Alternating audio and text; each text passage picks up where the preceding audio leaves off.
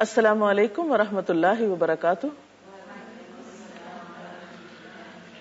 نحمده ونصلي على رسوله الكريم. اما بعد فاعوذ بالله من الشيطان الرجيم. بسم الله الرحمن الرحيم. رب اشرح لي صدري ويسر لي امري واحلل عقدة من لساني يفقهوا قولي. الحمدللہ، آج سے رمضان المبارک کے دوسرے عشرے کا آغاز ہو چکا ہے. یہ عشرہ عشرہ مغفرت کہلاتا ہے. مغفرت کا معنی ہے بخشش. گویا اس عشرے میں خاص طور پر اللہ سبحانہ وتعالی سے اپنے گناہوں کی بخشش کا ایک بہترین موقع ہم سب کو ملا ہے. ہم میں سے کون ہے جس سے کبھی غلطی نہ ہوئی ہو، جس سے کبھی کوئی گناہ نہ ہوا ہو؟ لیکن بہترین ہیں وہ لوگ جو غلطی کرنے کے بعد اپنی غلطی پر نادم ہوں، شرمسار ہوں، رجوع کر لیں، توبہ کر لیں اور اپنے رب سے بخشش مانگیں. اور اگر وہ اپنے رب کی طرف رجوع کریں گے تو رب کو بھی مہربان پائیں گے. جیسے حضرت آدم علیہ السلام نے جب اپنے رب سے رجوع کیا تو اللہ تعالیٰ نے بھی اپنی رحمتیں ان پر عام کر دیں. قرآن پاک میں اللہ سبحانہ وتعالیٰ فرماتے ہیں، قُلْ يَا عِبَادِيَ الَّذِينَ أَسْرَفُوا عَلَىٰ أَنفُسِهِمْ لَا تَقْنَطُوا مِن رَحْمَةِ اللَّهِ إِنَّ اللَّهَ يَغْفِرُ الذُّنُوبَ جَمِيعًا إِنَّهُ هُوَ الْغَفُورُ الرَّحِيمُ. اے نبی صلی اللہ علیہ وسلم، آپ کہہ دیجئے کہ اے میرے بندو جنہوں نے اپنی جانوں پر زیادتی کی ہے، اللہ کی رحمت سے مایوس نہ ہو جاؤ. یقیناً اللہ سارے گناہوں کو معاف کر دیتا ہے، وہ تو غفور الرحیم ہے. سورۃ الشورى میں بھی اللہ سبحانہ وتعالیٰ فرماتے ہیں، وَهُوَ الَّذِي يَقْبَلُ التَّوْبَةَ عَنْ عِبَادِهِ وَيَعْفُو عَنِ السَّيِّئَاتِ وَيَعْلَمُ مَا تَفْعَلُونَ. اور وہ اللہ ہی وہ ذات ہے جو اپنے بندوں کی توبہ قبول کرتا ہے اور برائیوں سے درگزر فرماتا ہے، حالانکہ تم سب لوگوں کے اعمال کا اسے علم ہے. تو بات یہ ہے کہ جو کچھ بھی ہم کرتے ہیں، جہاں بھی ہم کرتے ہیں، سب کے سامنے کوئی کام کریں یا چھپ کر کریں، وہ تو سب کچھ جانتا ہے. اور پھر کوئی جگہ ایسی بھی نہیں کہ جہاں ہم ان گناہوں سمیت اللہ رب العزت سے چھپ جائیں اور ہم اس کی پکڑ سے بچ جائیں. تو اس کا بہترین طریقہ اس نے ہمیں یہ بتایا ہے کہ تم اپنی غلطی کا اعتراف کر کے میرے حضور توبہ کر لو، غلطی کو چھوڑ دو، پلٹ آؤ. یہی راستہ انسان کے فائدے میں ہے. وہ خود فرماتا ہے، یا ایھا الذین آمنوا، اے لوگو جو ایمان لائے ہو، توبوا الی اللہ توبۃ نصوحا، اللہ سے توبہ کر لو، خالص توبہ. عسیٰ ربکم ان یکفر عنکم سیئاتکم، بعید نہیں کہ اللہ تمہاری برائیاں تم سے دور کر دے. ویدخلکم جنات، اور تمہیں ایسے باغوں میں داخل کر دے، تجری من تحتها الانہار، جن کے نیچے نہریں بہ رہی ہوں گی. تو گویا غلطی کرنے کے بعد اگر کوئی شخص سچے دل سے توبہ کر لیتا ہے تو اللہ تعالی کی طرف سے اس کے لیے وعدہ ہے کہ اس کی برائیاں اس سے دور کر دی جائیں گی اور اسے جنت کے باغوں کا مستحق بنا دیا جائے گا. اور رمضان یہ تو ہے ہی سراسر اپنے گناہوں کی معافی کا موقع. نبی صلی اللہ علیہ وسلم نے فرمایا، من صام رمضان ایمانا واحتسابا غفر له ما تقدم من ذنبه، کہ جس شخص نے ایمان اور احتساب کے ساتھ رمضان کے روزے رکھے تو اس کے پہلے گناہ معاف کر دیے جاتے ہیں. لیکن اگر کوئی شخص رمضان کا موقع پا کر بھی پھر گناہوں کی بخشش نہ کروا سکے تو ایسا شخص محروم ہے. حضرت کعب بن عجرہ رضی اللہ تعالی عنہ کہتے ہیں کہ نبی صلی اللہ علیہ وسلم نے لوگوں سے کہا، تم لوگ ممبر کے پاس جمع ہو جاؤ. چنانچہ ہم سب ممبر کے پاس جمع ہو گئے. حضور اکرم صلی اللہ علیہ وسلم تشریف لائے. جب آپ نے پہلی سیڑھی پر قدم رکھا یعنی ممبر کی تو فرمایا آمین. پھر جب دوسری سیڑھی پر قدم رکھا تو فرمایا آمین. جب تیسری سیڑھی پر قدم رکھا تو فرمایا آمین. خطبہ دینے کے بعد جب آپ ممبر سے اترے تو ہم لوگوں نے کہا اے اللہ کے رسول صلی اللہ علیہ وسلم، ہم نے آج آپ سے وہ بات سنی ہے جو کبھی نہیں سنتے تھے.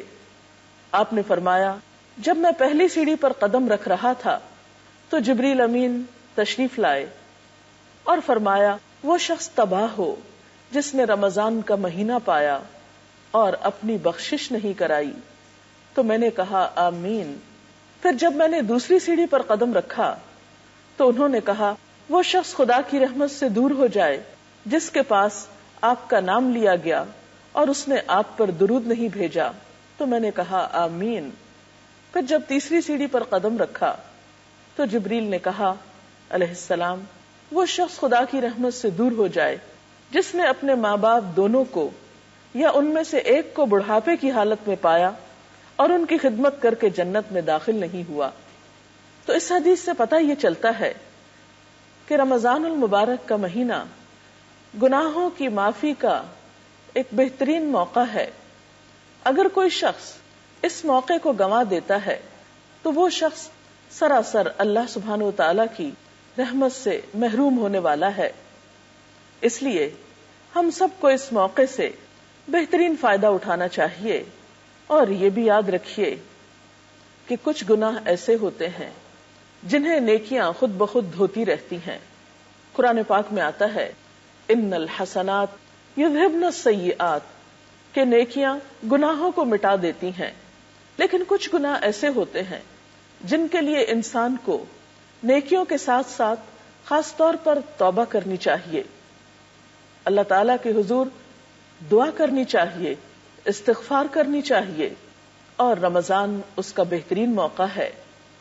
عام حالات میں بھی اللہ سبحانہ و تعالی کی رحمت کے دروازے ہر وقت کھلے رہتے ہیں.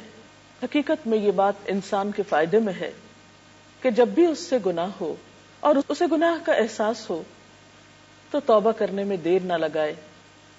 دن ہو یا رات فوراً اللہ سبحانہ و تعالی کی طرف رجوع کر لے. حضرت ابو موسیٰ اشعری نبی صلی اللہ علیہ وسلم سے روایت کرتے ہیں کہ آپ صلی اللہ علیہ وسلم نے فرمایا اللہ عز و جل رات کے وقت اپنا ہاتھ پھیلاتا ہے تاکہ دن میں گناہ کرنے والا توبہ کر لے، پھر دن کے وقت اپنا ہاتھ پھیلاتا ہے تاکہ رات میں گناہ کرنے والا توبہ کر لے، حتیٰ کہ سورج مغرب سے طلوع ہو جائے.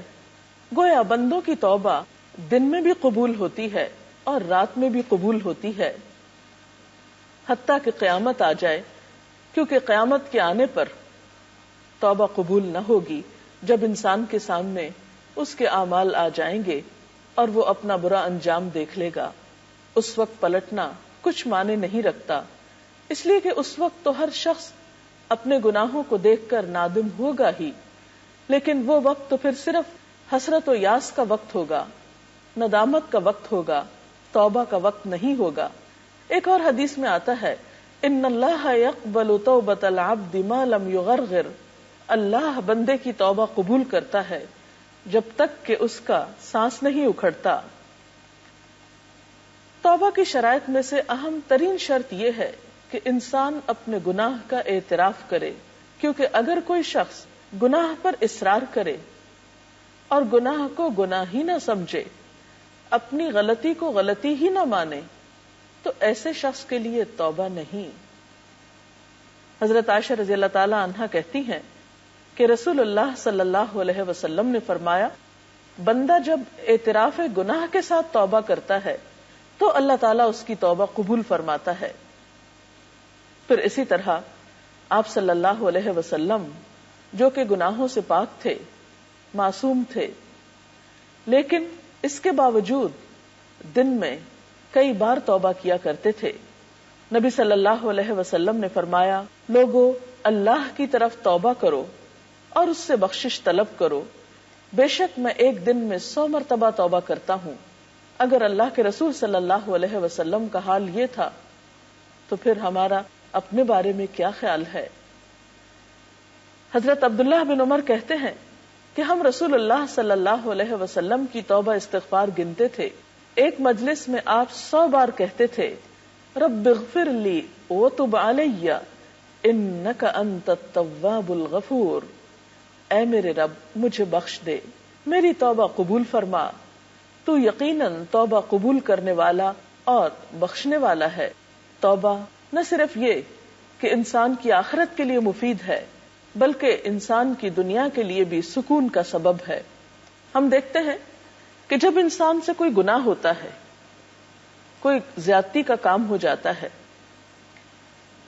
انسان جب اپنے رب کو ناراض کرتا ہے تو یہ نہیں ہو سکتا کہ پھر وہ مطمئن زندگی بسر کر سکے، وہ پرسکون رہ سکے۔ بھلا اپنے محسن کو ناراض کر کے بھی کوئی خوش ہو سکتا ہے؟ ہرگز نہیں۔ ایسے میں پھر کیا کرنا چاہیے؟ فوراً رجوع کرنا چاہیے۔ گناہ سے دل پہ سیاہ نقطہ پڑ جاتا ہے، بندہ اگر توبہ کر لے تو وہ نقطہ دھل جاتا ہے، اور اگر توبہ نہیں کرتا تو وہ سیاہی پھیلنے لگتی ہے، حتیٰ کہ پورا دل سیاہ ہو جاتا ہے۔ استغفار دلوں کا زنگ دھو ڈالتا ہے۔ حضرت انس سے روایت ہے کہ نبی صلی اللہ علیہ وسلم نے فرمایا دلوں پہ بھی زنگ لگ جاتا ہے جیسے تانبے پہ زنگ لگ جاتا ہے، اور دلوں کا زنگ دور کرنے والی چیز استغفار ہے۔ تو چمکتے دل کے لیے، پرسکون دل کے لیے، ڈپریشن کے علاج کے لیے، غموں کے بوجھ سے نجات کے لیے بہترین نسخہ استغفار کرنا ہے، کیونکہ اگر ہم اس بوجھ کو لیے رہیں تو یہ دونوں طرح سے ہماری جسمانی اور روحانی صحت کے لیے بہت نقصان دہ ہے۔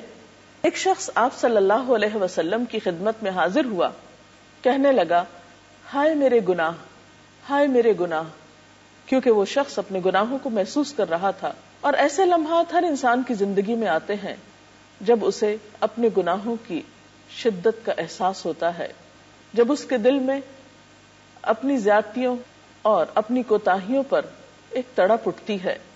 ایسے میں اللہ سبحانہ وتعالی نے اس کے لیے رحمت کا دروازہ ہمیشہ کھلا رکھا ہے۔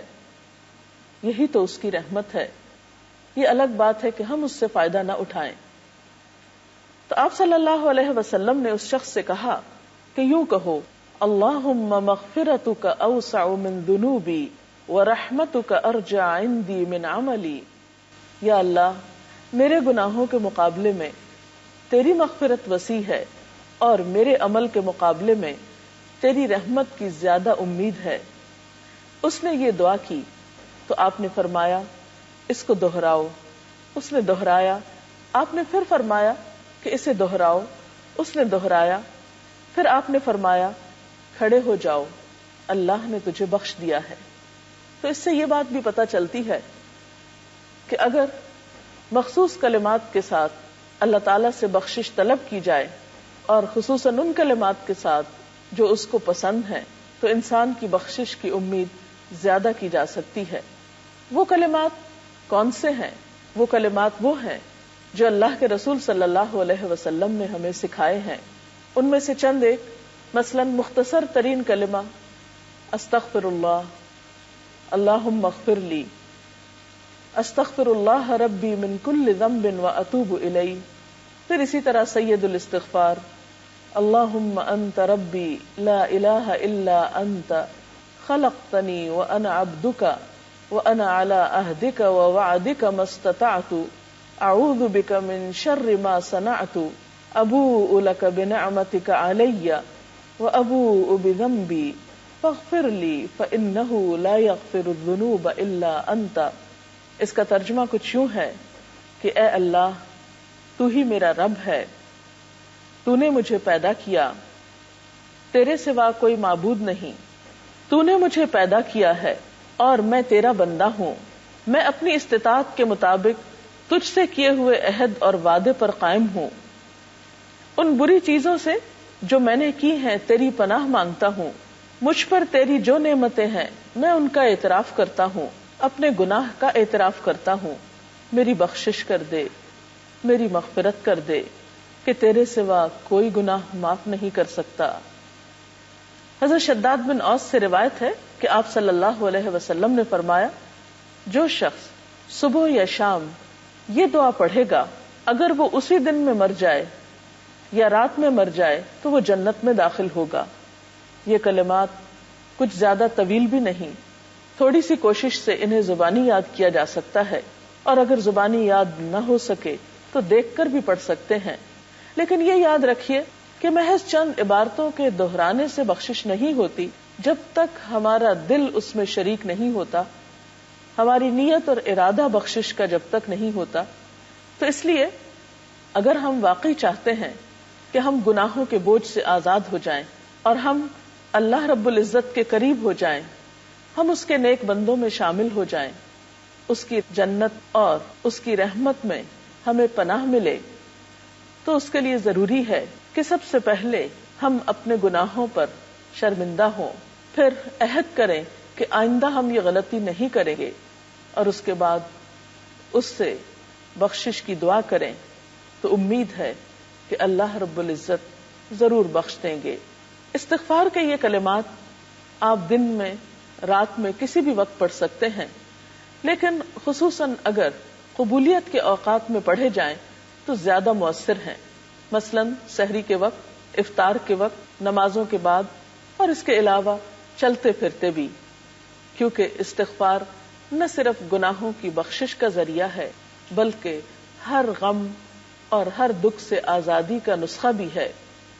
حدیث پاک میں آتا ہے، من لزم الاستغفار جعل اللہ له من کل ہم فرجا، کہ جو شخص استغفار پابندی سے پڑھے گا، اللہ تعالیٰ اس کے لیے ہر فکر سے، ہر غم سے نجات کا راستہ پیدا کر دے گا، اور اس کے لیے ہر تنگی سے نکلنے کا کوئی دروازہ کھول دے گا، اور اس کو وہاں سے رزق عطا کرے گا جہاں سے وہ سوچ بھی نہ سکتا ہوگا۔ تو اللہ تعالیٰ سے دعا ہے کہ وہ ہمیں توبہ اور استغفار کی توفیق عطا کرے۔ وآخر دعوانا ان الحمد للہ رب العالمین۔